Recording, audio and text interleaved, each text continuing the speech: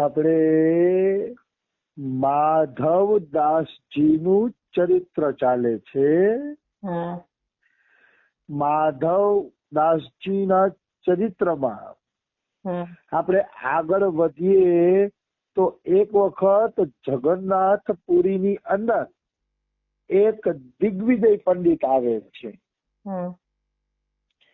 જગન્નાથપુરીની અંદર કોઈ મોટો દિગ્વિજય પંડિત આવે છે અને એ માધવદાસજીને એમ કહે છે કે તમે છે ને મારી હારે શાસ્ત્રાર્થ કરો. માધવદાસજી પાસે શાસ્ત્રાર્થનો આગ્રહ રાખે છે. તો માધવદાસજી કે ભાઈ મારે કોઈ શાસ્ત્રાર્થ કરવો નથી. તો ઓલો દિગ્વિજય પંડિત કહે છે કે જો તમારે શાસ્ત્રાર્થ ન કરવો હોય તો આની અંદર લખી દો કે હું માધવદાસ હારી ગયો અને દિગ્વિજય પંડિત જીતી ગયા. એવું તમે લખી દો. જો એવું લખી દો તો મારે કોઈ વાંધો નથી કે. તો કાશી જઈને માધવદાસે લખી દીધું. અને કાશી જઈને ઓલો દિગ્વિજય પંડિત બધાને વિજય પત્ર દેખાડે છે કે જુઓ જગન્નાથપુરીના માધવદાસને મેં હરવી દીધા છે. જુઓ જુઓ જગન્નાથપુરીના માધવદાસ છે મને લખી દીધું છે કે હું હારી ગયો અને દિગ્વિજય જીતી ગયા છે. તો કાશીના પંડિતો કે બતાવો બતાવો અમને ચિઠ્ઠી બતાવો કે અમે જોઈએ. તો ચિઠ્ઠી જોઈ તો એમાં એમ લખ્યું હતું માધવદાસજી જીત્યા અને દિગ્વિજય પંડિત હાર્યા. તે કાશીના પંડિતો હસે છે, હસીને મજા કરે છે કે અરે દિગ્વિજય પંડિત તમને તો મૂર્ખ બનાવ્યા માધવદાસજીએ. આ પેલા હરખી ચિઠ્ઠી વાંચો તો ખરા ઈ કે. ચિઠ્ઠી વાંચી તો એમાં એમ લખ્યું હતું દિગ્વિજય પંડિત હાર્યા અને માધવદાસજી જીત્યા. એટલે દિગ્વિજય પંડિત તો શરમાઈને માધવદાસ ઉપર ગુસ્સે થયો કે લખવાનું શું હતું ને લખી શું નાખ્યું એ. ગુસ્સે થયો ઈ માધવદાસ ઉપર અને એ દિગ્વિજય પંડિત ફરીથી ગયો જગન્નાથપુરી. અને જગન્નાથપુરી જઈને કીધું કે હવે તમે છે ને મને લખી દીધું ને ખોટું લખી દીધું છે એ કે. એટલે હવે તો આપણે એવડો મોટો શાસ્ત્રાર્થ થશે અને નક્કી કરો કે જે હારશે ને એ ઊંધા ગધેડે બેસે, એના ગળામાં ચપ્પલની માળા લટકાવવામાં આવશે અને કાળું મોઢું કરીને ઊંધા ગધેડે એને આખા ગામમાં ફેરવવામાં આવશે.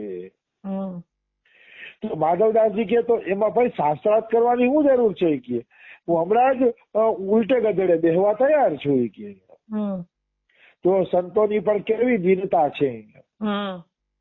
માધવદાસ એમ કે શાસ્ત્રાર્થ કાંઈ કરવું નથી, તમે ચિંતા ન કરો, હું ઊંધે ગધેડે બેહવા તૈયાર છું. વગર શાસ્ત્ર આટલી હદે દીનતા આવે ને તઈએ ભગવાન એના ઝાડા સાફ કરવા આવે છે. એમ થોડા કઈ ભગવાન બધા એના કામ કરે છે. ઈચ્છા તો બધાને થતી હોય કે ભગવાન અમારા આવા કામ કરી જાય, પણ તમે એનું જીવન તો જુઓ, એનું જીવન કેવું છે, કેટલું ઉત્તમ છે એનું જીવન. તો માધવદાસ કહે કે હું હમણાં સ્નાન કરીને આવું છું એ કે પછી તમે મને ઊંધે ગધેડે બેહાડી દેજો. તો કે ઠીક છે જાઓ ના આવો.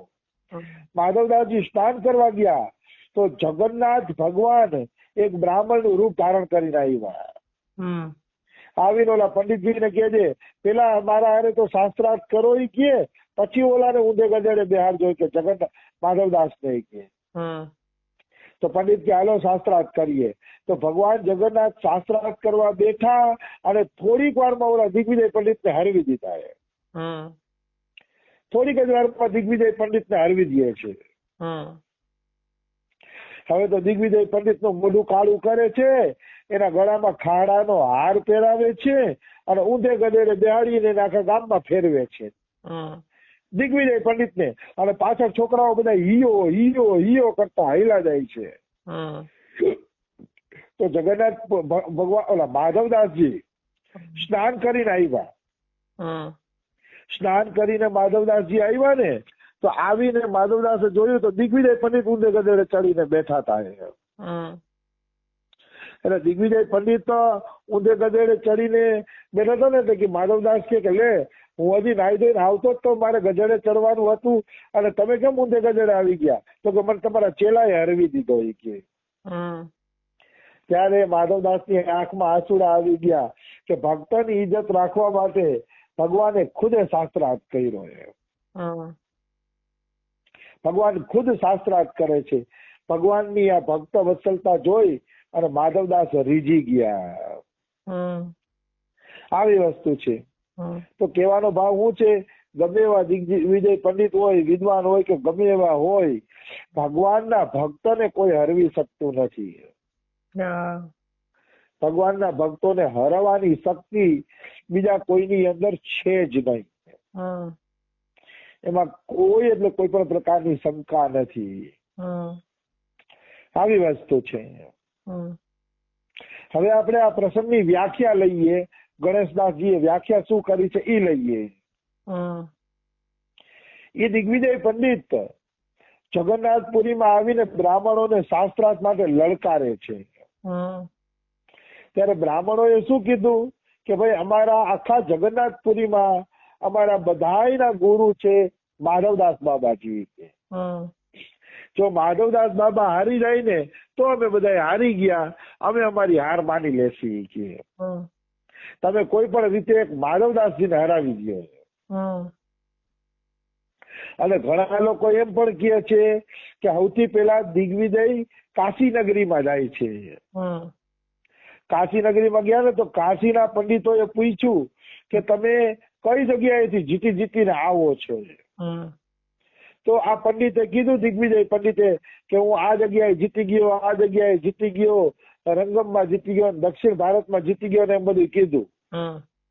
તો કાશીના પંડિતો એમ કહે છે કે જગન્નાથપુરીના માધવદાસ હારે તમે શાસ્ત્રાર્થ કર્યો એમ? જગન્નાથપુરીના માધવદાસને તમે જીતી આવ્યા? તો કે ના, એને તો મેં જીતા નથી હજી કે. તો કાશીના પંડિતો કે પેલા જાઓ માધવદાસને હરાવો, માધવદાસને હરાવ્યા પછી કાશી આવો. કાશી તો વિદ્વાનોની નગરી છે કે કાશીમાં તો છેલ્લો શાસ્ત્રાર્થ થાય કે. જ્યારે તમે બધેથી જીતીને આવો ને ત્યારે કાશીમાં છેલ્લે શાસ્ત્રાર્થ કરવાનો હોય કે. તો જાઓ પેલા માધવદાસને જીતીને આવો. એટલે એ પંડિતજી જગન્નાથપુરી આવ્યા. તો માધવદાસે લખી દીધું કે હું હારી ગયો અને દિગ્વિજય પંડિત જીતી ગયા. શું કામ? તો કે નારદ ભક્તિ સૂત્રમાં લખ્યું છે કે ભક્તએ વાદ વિવાદ કરવો જોઈએ નહીં. નારદ ભક્તિ સૂત્રનું 74મું સૂત્ર છે, વાદો ના અવલંબ્ય. વાદો ના અવલંબ્ય એટલે જેને ખરેખર ભક્તિ કરવી છે એને ક્યારેય કોઈ હારે વાદ વિવાદમાં ઉતરવું જોઈએ નહીં.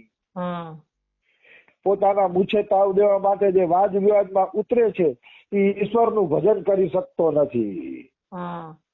નિશ્ચિત ઈશ્વરનું ભજન નહીં કરી શકે જે વાદ વિવાદના ચક્કરમાં પડે છે. એટલે ભક્તોએ ક્યારેય વાદ વિવાદ ન કરવો જોઈએ, હંમેશા હાર માની લેવી જોઈએ. તમે જુઓ ને જગન્નાથપુરીના માધવદાસજી ઉલટે ગધેડે ચડવા તૈયાર થઈ ગયા પણ વાદ વિવાદ થી દૂર ભાગતા હતા. અને સંસાર ઉલટે ગધેડે કદાચ ચડાવી દઈએ તો એ શું મોટી વાત છે. ઈશ્વર તો આપણે ઓળખે છે ને. આપણે તો ઈશ્વરના દરબારમાં સાચું રહેવાનું છે, ઈશ્વરના પાસે સાચું રહેવાનું છે. એ આપણે સાચા માનતા હોય, સાચો ભાવ રાખતા હોય ઈશ્વર, તો પછી સંસારના પ્રમાણપત્રની અપેક્ષા રાખવી જોઈએ નહીં. સંસારને જે વિચારવું હોય વિચારે. આમ પણ સંસારને જોઈને કોઈ દી ભજન થાય નહીં. સંસાર તો બે મોઢાવાળી મુંબઈ જેવો છે, આમે બોલે ને આમે બોલે ને આમે બોલે ને બધી તરફ બોલે. એના તરફ જાજુ આપણે ધ્યાન દેવું જોઈએ નહીં. તો નારદ ભક્તિ સૂત્રમાં એમ કે છે વાદો ના અવલંબ્ય, વાદ વિવાદ કરવો જોઈએ નહીં. અને વિદ્યાનું અસલી ફળ ઈ છે કે તમને ભક્તિ અને જ્ઞાનની પ્રાપ્તિ થાય. વિદ્યા વધારે અને વિદ્યા વધારીને વિવાદ કરે ને એ વ્યક્તિને હરખી વિદ્યા મળી જ નથી એમ કહી શકાય. વાસ્તવમાં એને હરખી વિદ્યાની પ્રાપ્તિ થઈ જ નથી એમ આપણે કેવું હોય તો કહી શકીએ. અને ચૈતન્ય ચરિતામૃતમાં કીધું છે શ્રી કૃષ્ણ ભક્તિ વિના વિદ્યા નહીં આ. કૃષ્ણ ભક્તિ જ મોટા મોટી વિદ્યા છે. કૃષ્ણ ભક્તિ થી મોટી વિદ્યા એ કઈ બીજી નથી. અને ભાગવતમાં કહેવામાં આવ્યું છે સા વિદ્યા વિમુક્ત. વિષ્ણુ પુરાણમાં આ શ્લોક આવે છે સા વિદ્યા વિમુક્ત, જે મુક્તિ અપાવે એને જ વિદ્યા કહેવામાં આવે છે. કે જે આપણે મુક્તિ અપાવી દઈએ. જે વિદ્યાથી મુક્તિ નથી મળતી એ વિદ્યાને વિદ્યા જ કહેવામાં આવશે નહીં. મુક્તિ અપાવે એટલે વિદ્યા એ જ પકડવી કે જે આપણે ભવસાગર માંથી પાર લગાડી દઈએ. વિદ્યા એને જ કીધી છે જે મુક્તિ અપાવે, અને એ વિદ્યા કેવલ અને કેવલ આપણા શાસ્ત્રો છે, આપણા ગ્રંથો છે. આપણા શાસ્ત્રો અને ગ્રંથોમાં એવી વાતો છે કે જીવ ધારે ને તો મુક્તિ પામી શકે છે. અને વિદ્યા એ જ કીધી છે કે જે મુક્તિ અપાવે. અને વિદ્યા બિનું વિવેક ઉપજાય, શ્રમ ફલ પડે કિએ અરૂપાય. રામાયણમાં તુલસીદાસે કીધું છે કે વિદ્યા જો દીનતા ન અપાવે તો માનવાનું કે વિદ્યાની ભણવાની તમે મહેનત જ કરી છે, બીજું કાંઈ નથી. વિદ્યા ભણ્યા પછી દીનતા નો આવે, નમ્રતા નો આવે તો એ વિદ્યા એના માટે કેવલ બોજ છે. બોજ સિવાય બીજું કાંઈ છે નહીં. જેવી રીતે ગધેડા ઉપર ચંદનના લાકડા ગોઠવી દેવામાં આવે તો ગધેડાને ચંદનની સુગંધથી કોઈ મતલબ નથી. ગધેડાને ચંદનની સુગંધની કઈ ખબર પડતી નથી. તો ચંદન માથે હોવા છતાંય ગધેડાને માટે ચંદનના લાકડા ભાર બરાબર છે. કારણ કે ગધેડાને તો ખબર નથી કે ચંદનની સુગંધ લેવી જોઈએ. આવી વસ્તુ છે. એટલે વિદ્યા હંમેશા દીનતા અપાવે તો જ સારી વાત છે.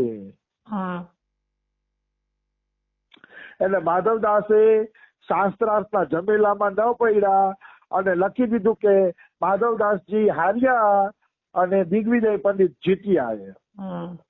તો એક સરસ મજાનો દોહો પણ આવે છે, હારે તો હરિજન લે જીતન દો સંસાર, હારે હરિ પે જાયગે જીતે જમ કે દ્વાર. પણ આના કરતા હેલો દોહો હું તમને સંભળાવું. આ દોહો છે છેલ્લા શબ્દોમાં. ભક્તન કો હાર ભલી, જગત કો જીત ભલી, ભક્તન કો ભલી હાર, હારે સો હરિ પાઈએ જીતે કો યમ દ્વાર.